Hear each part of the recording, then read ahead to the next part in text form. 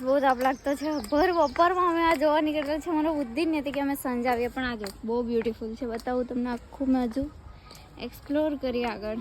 Purple lotus guys, જો કેટલું મસ્ત ખીલેલું છે. આ જગ્યા આખી એટલી સુંદર છે ને, આજે નથી પાંદડા કરતો છે.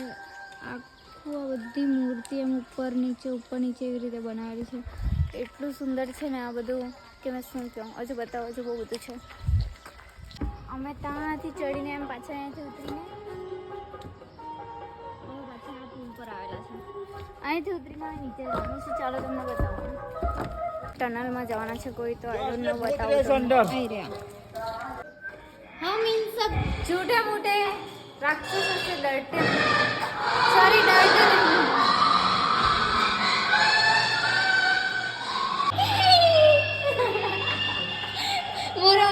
गाइस मारो अवाज સાંભળીને જ કોઈ બી જાય. ગાઈઝ અમે આવી તો ગયા, પણ પેલી સાઈડ થી ખુલ્લું છે કે નહીં દરવાજો અમને નથી ખબર. એમ જ આવી ગયેલા છે.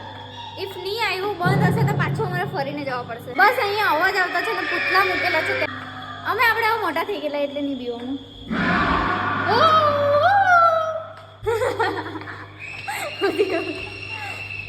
ખુલ્લું છે. ચાલો બધું જોવું. જે પેલું આપણે જોતા હતા ને કાર્ટૂનમાં ને એવું, એક આંગળી પર ઉચકેલું ભગવાન પર્વતને.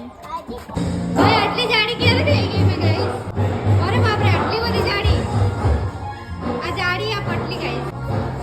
ઓ આટલી લાંબી તો મેં કોઈ દિવસ નથી ગાઈસ જેટલી આમાં દેખાતી છું. જો સીધા આઉટફિટ ગાઈસ, ક્યારની બતાવવાની હતી પણ હમણાં જોઈ લો. આખું મસ્ત દેખાતું છે ને. મારી હેરસ્ટાઈલ જો મેચ કરતી છે ને આઉટફિટ સાથે. એન્ડ મારું પર્સ ક્યુટ લાગે ને. એ પાર્ટમાં ડિવાઈડ કરેલું છે. એક સિટી એન્ડ એક ગામનું.